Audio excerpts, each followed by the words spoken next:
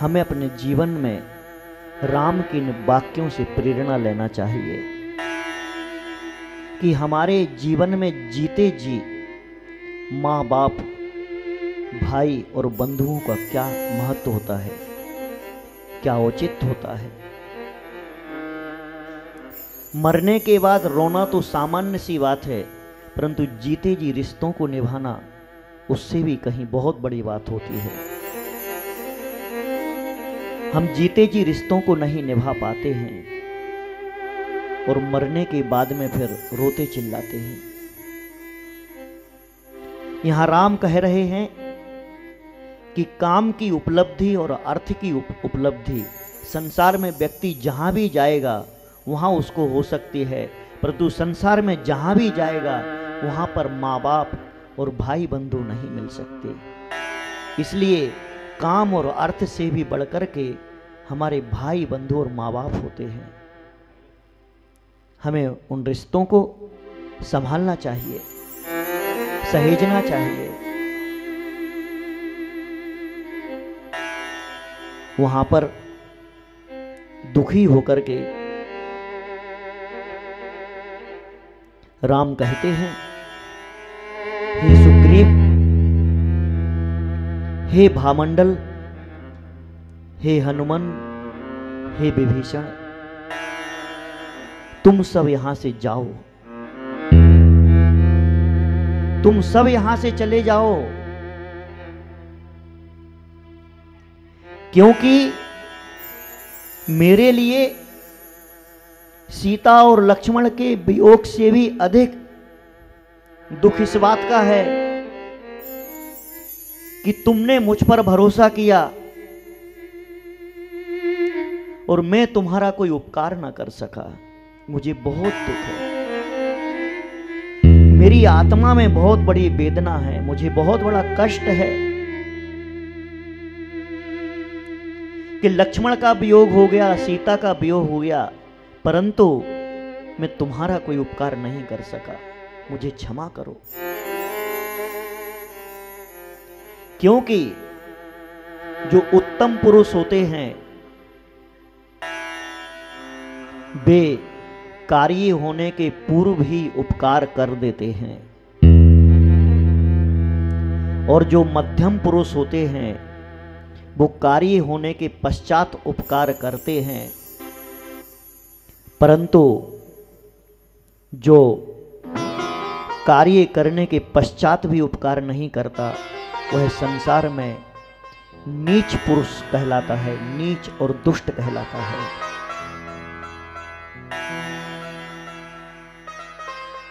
अतः मुझे क्षमा करो, मैं तुम्हारा कोई उपकार नहीं करा। और पुनः राम रोने लगते हैं, पुनः विलाप करने लगते हैं। उन्हें हनुमान समझाते हैं, राम रो मत, हम सब तुम्हारे साथ में हैं, हम विजय हेतु निकले हैं, हमें विजय के संकेत प्राप्त हुए हैं, विजय हमारी निश्चित है। विभीषण कहते हैं,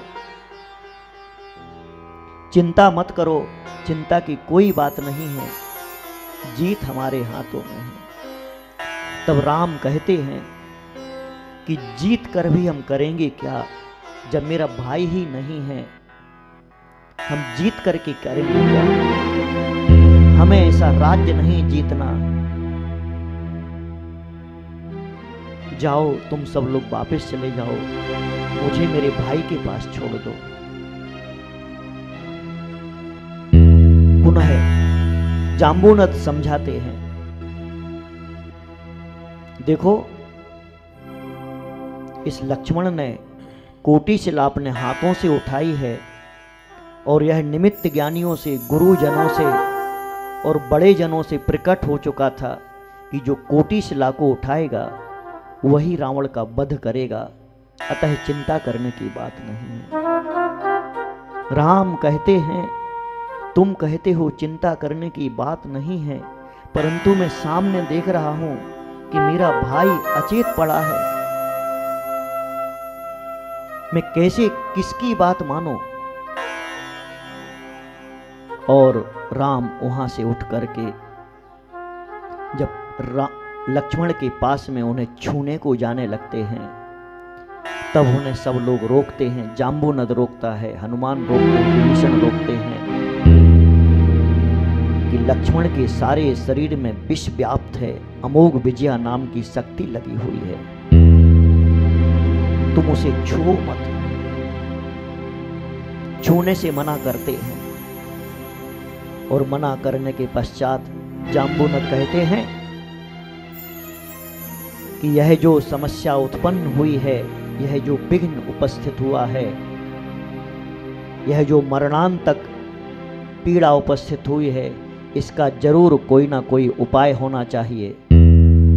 और क्यों ना हम भगवान की शरण और भगवान के नाम का स्मरण करें, क्योंकि भगवान के नाम का स्मरण हमें जरूर कोई रास्ता दिखाएगा।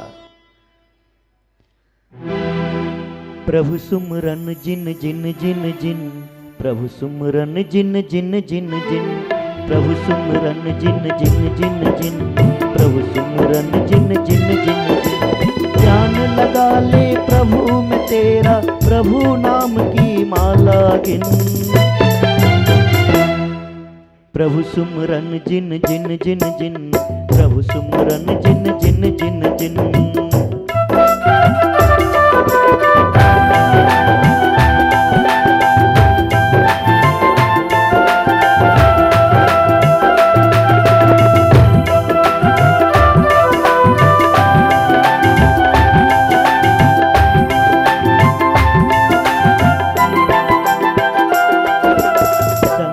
राह में कैसे भी आए, कंटक कांटे कोई बिछाए,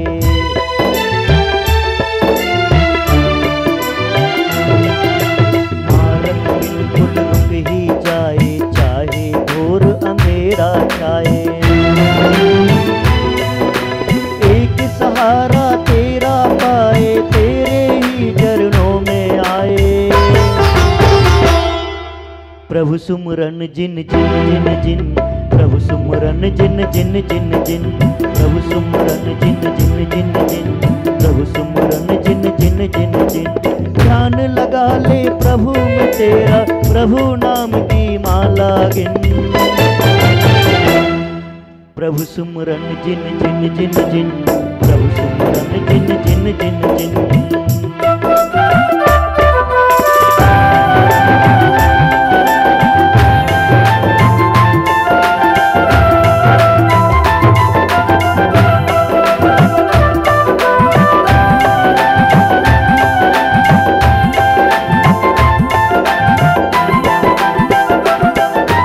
परिस्थिति कैसी भी आए, समय भी बदला बदला जाए।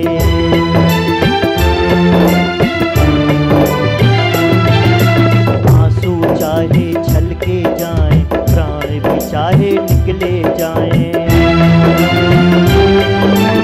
एक सहारा तेरा पाए, तेरे ही चरणों में आए। प्रभु सुमरन जिन जिन जिन जिन, प्रभु सुमरन जिन जिन जिन जिन, प्रभु सुमरन जिन जिन जिन जिन, प्रभु सुमरन जिन जिन जिन जिन। ध्यान लगा ले प्रभु में तेरा, प्रभु नाम की माला गिन। प्रभु सुमरन जिन जिन जिन जिन, प्रभु सुमरन जिन जिन जिन जिन।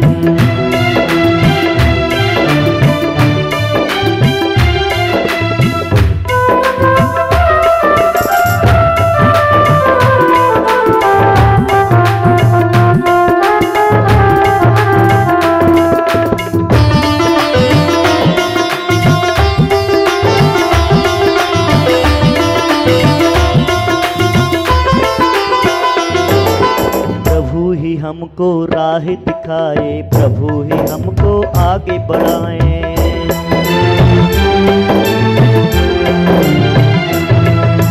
प्रभु आसरा जब बन जाए, खुशियाँ मंगल सब मिल जाए। एक सहारा तेरा पाए, तेरे ही चरणों में आए। प्रभु सुमरन जिन जिन जिन जिन, प्रभु सुमरन जिन जिन जिन जिन, प्रभु सुमरन जिन जिन जिन जिन, प्रभु सुमरन जिन जिन जिन जिन। ध्यान लगा ले प्रभु में तेरा, प्रभु नाम की माला गिन। प्रभु सुमरन जिन जिन जिन जिन, प्रभु सुमरन जिन जिन जिन जिन, प्रभु सुमरन जिन जिन जिन जिन, प्रभु सुमरन जिन जिन जिन जिन।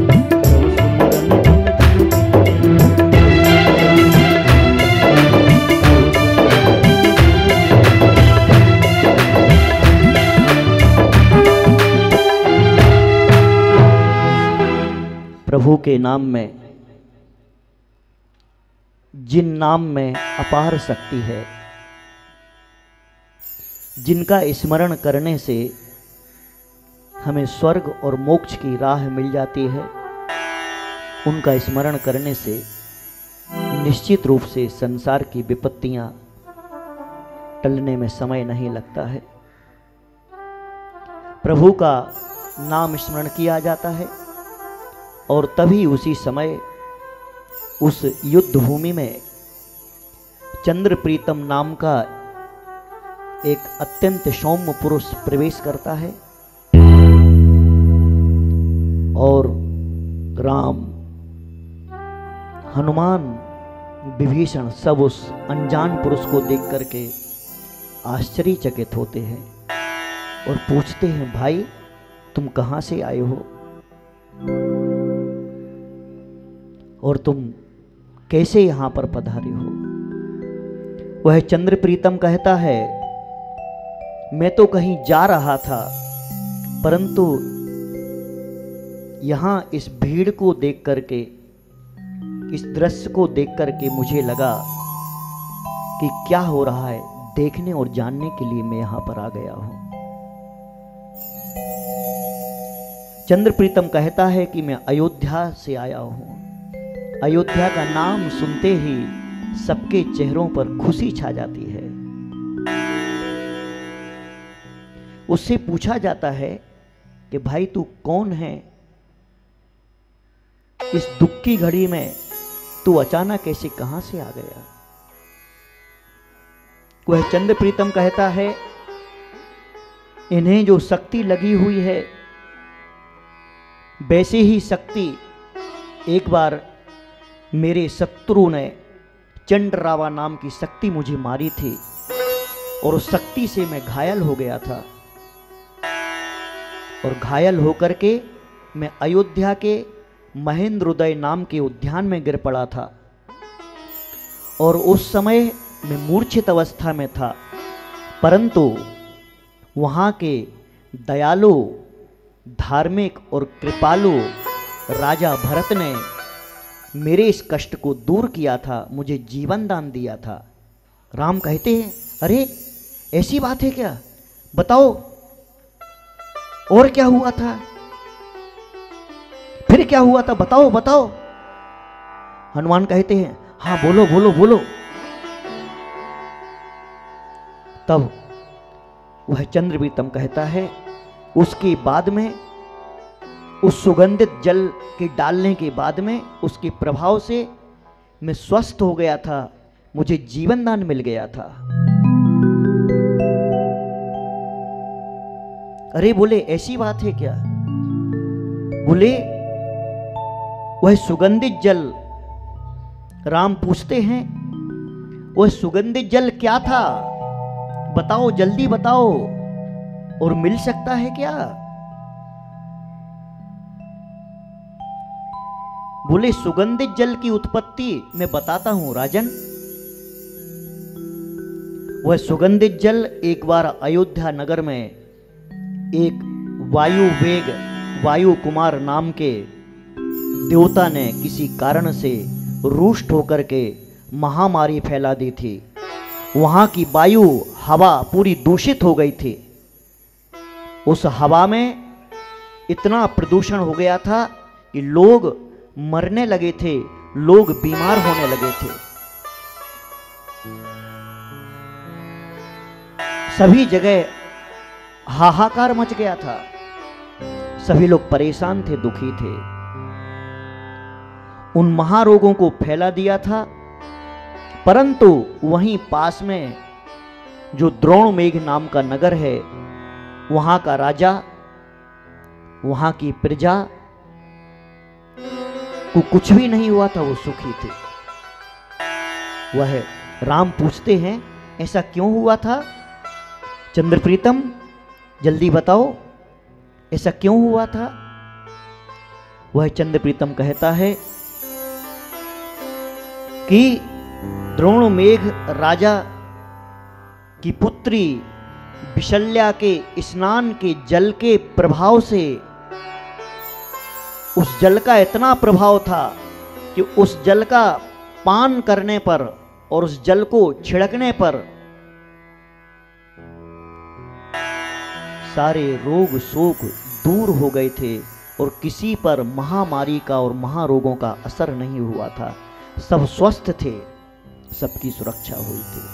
अरे बोले ऐसा है क्या? स्नान जल से, राजकुमारी के स्नान के जल से इतना बड़ा प्रभाव, उसका जल पीने से और उसके जल को छिड़कने से इतना बड़ा प्रभाव, इतनी बड़ी सुरक्षा? बोले हाँ, यह सत्य है। तब वहां पर वो कहते हैं कि ऐसा कौन सा कारण था, क्या हुआ था कि राजकुमारी विशल्या के स्नान के जल से लोग स्वस्थ हो जाते थे, औषधि का काम करता था, लोग निरोग हो जाते थे? तो यहां पर कहते हैं कि विदेह क्षेत्र में पुंडरीक देश के एक अत्यंत बलशाली 6 खंड के अधिपति त्रिभुवनानंद के चक्रवर्ती परम शासन कर रहे थे। राजा प्रजा सभी सुखी थे। उनकी अत्यंत सुकुमाल लाडली प्यारी अनंगसरा नाम की पुत्री थी। वह अनंगसरा पुत्री चक्रवर्ती को अत्यंत प्यारी थी। सभी माँ बाप को अपने बेटे बेटियां प्यारे होते हैं। यहां अनंगसरा रूप लावण्य से युक्त थी। अनंगसरा का इतना ख्याल रखा जाता था कि मेरी बेटी के लिए स्वप्न में भी कोई कष्ट ना हो जाए। बेटी को जवान देख करके पिता को उसके विवाह की चिंता हुई। अनंगसरा के विवाह के लिए वर खोजा जाने लगा और चक्रवर्ती के पास में जो पुनर्वसु नाम का सामंत था, वह मन ही मन अनंगसरा को बहुत चाहता था। परंतु छोटा सामंत होने के कारण वह कुछ बोल नहीं पाता था। मन में चाहता था। मन की चाहत ने एक दिन ऐसा रूप लिया कि उसने अपनी जीवन की और मृत्यु की परवाह किए बिना उस अनंगसरा का अपहरण कर लिया।